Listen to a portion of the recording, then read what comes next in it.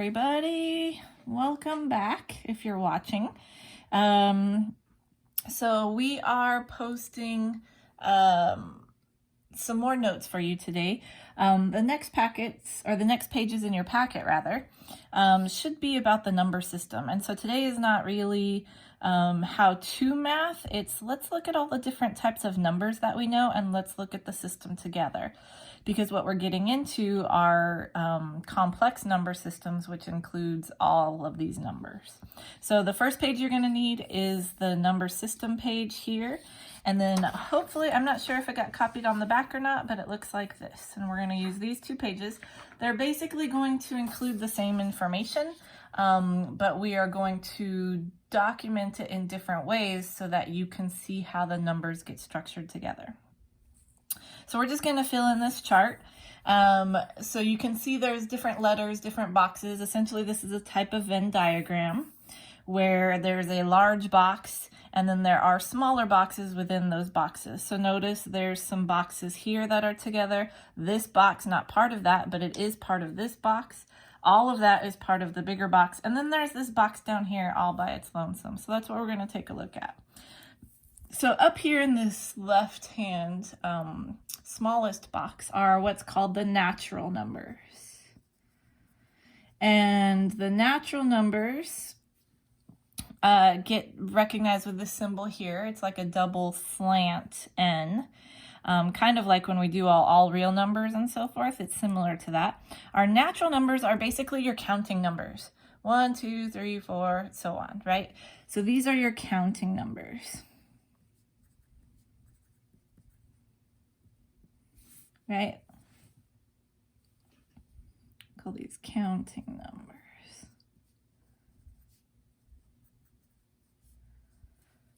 All right, so we're just going to write that in the box there. Nice, you can see my ceiling fan. Okay, so natural numbers 1, 2, 3, 4. Then the next box here is a W because this is our whole numbers. Right? And whole numbers are essentially your counting numbers plus 0. This is where we start to realize, we can have 0 as a value. And so on. Right? So those are whole numbers. The Z is the next step up, which if we have 0, 1, 2, 3, 4, the next natural thing would be to include all of the negatives. And so the Z is for integers. I'm not quite sure why integer starts with an I, but we use the Z. I don't know if someone wants to look that up and let me know. It's never really bothered me, but I'm not sure why that is. So this would include all negative values, 0, and all positive values. Whole numbers, right? So when I say negative values, positive values, I'm talking whole values. So then the next step would be then to include all of the numbers, right? So we're talking about whole numbers, but now we are done talking about whole numbers, so the next natural thing to include would be your fractions and your decimals and such. So the Q, again, doesn't, kind of like the integers, Q is not what this starts with, but these are our rational numbers. Remember that word rational means ratio, values that can be written as a ratio, right? So these are our rational numbers. These can be any positive or negative decimal or fraction values. So these are, let's see, it could go on and on forever. It could be negative 1.5. We could say negative 1/2. 0 still included. We could say 8/9. Or I suppose we can't say 8/9. We could say 8/10.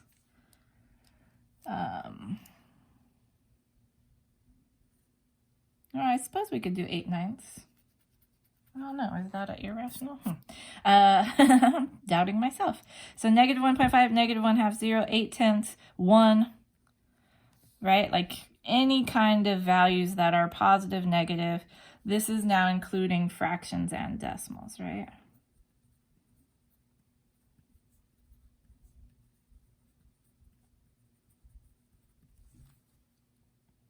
All right, and then, so that completes this box here. So these are the different types of numbers that we have. Oops, sorry, you couldn't see it. I ended up moving my paper. Hopefully that fixes that a little bit. So then notice that this box is in this larger box here, the R. The R should be familiar. You've seen R before. But I here is what's not fitting. And so rational values are numbers that can be written as fractions, essentially. Irrational, that's what this I is. So these are irrational, right? Irrational, meaning not rational. These are numbers like we've seen before that go on and on forever. So these are your irrational numbers. This is like pi, e, the square root of 2, numbers that don't end. So like, what could we say? Negative 0.1, I don't know, I put a comma in there. 1, 3, 7, 8, 9, and that goes on and on and on, right? 1, 3, 7, 8, 9, dot, dot, dot, to show that it goes forever, right? So these are numbers that cannot be fractions, right? They can be approximated as fractions, but they really can't be a stopped value, right? These go on, values that go on forever.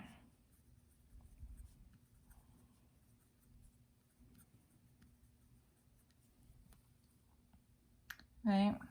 So that's what irrational numbers are. Now, if we have irrational numbers and we have all of these rational numbers, then this R box is real numbers. Right?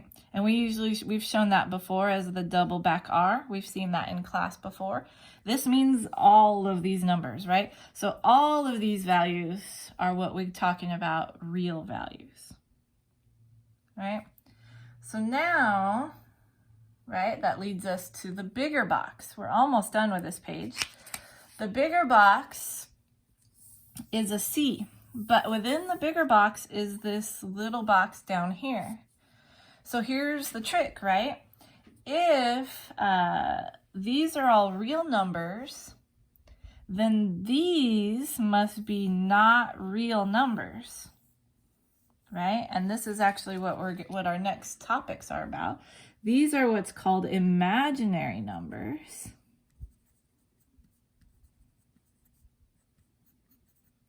Right? And imaginary numbers, if you've never seen them before, imaginary numbers, sorry, every time I zoom in and out, it moves the podium that it's on.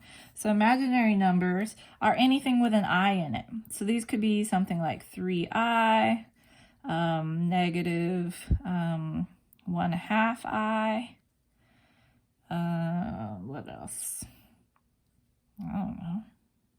I itself, right? So imaginary numbers are just that, imaginary numbers. We're going to talk about those in the next lesson. So that brings us to the whole page at this point, right? So now we've got all of these numbers, real numbers and imaginary numbers. And real numbers and imaginary numbers make up the whole number system, which is called complex number system, right? Right? These are complex numbers. And complex numbers are numbers that are both real and imaginary. So they can be something that looks like this, 3 plus 4i. It could be 5 minus 6i, and so on. So complex numbers are typically, first of all numbers are complex numbers, but the really complex ones look like this, where we can define all the other ones based on the type of number it is. All right, so my lights are causing some shadows, so let me quick see if I can readjust some things before we go to the back. So that's the front side. So keep that handy because we're going to look at all of that again. But what we're going to do now is organize it a little differently. So we're going to stop we're going to start rather from the top and work our way down. And hopefully it will make sense if it did not make sense before. So all numbers are complex numbers.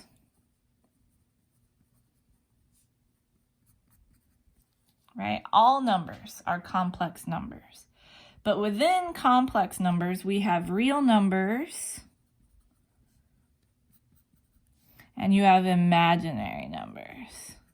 Now, I'm not going to write all of the other stuff on here on this page. You can if you want, but we've already labeled what the type of values are, so I was not planning to do that again. Feel free to include that if you would like. All right, so real numbers, imaginary numbers. There are no subset of imaginary numbers. Imaginary numbers are imaginary numbers. But within real numbers, we had rational values, right? So we had rational numbers and we had irrational numbers, right? So they're either rational or they're not rational. Within rational numbers, we had the different types of values. So within rational numbers, we had integers, right? Integers were positive and negative whole numbers. We had just whole numbers, right? Which is 0, 1, 2, 3, 4. And then we also had at the very basic number is the counting numbers, which are called your natural numbers. And then that's basically the number system, right? So all numbers are complex. They can be real or imaginary. They can be rational or irrational. And then within rational, they can be fractions or decimals. They can be positive or negative. They can be 0 or 1, 2, 3, or they could just be our natural numbers or our counting numbers. So that's it for the types of numbers. Like I said, what we're getting into in the next set of notes are imaginary numbers. How do we work with these imaginary and complex numbers? So, hope this made sense. Of course, pause and stop these videos as needed. It's weird teaching without you guys here, but I hope this is helping. All right, I'll see you guys soon.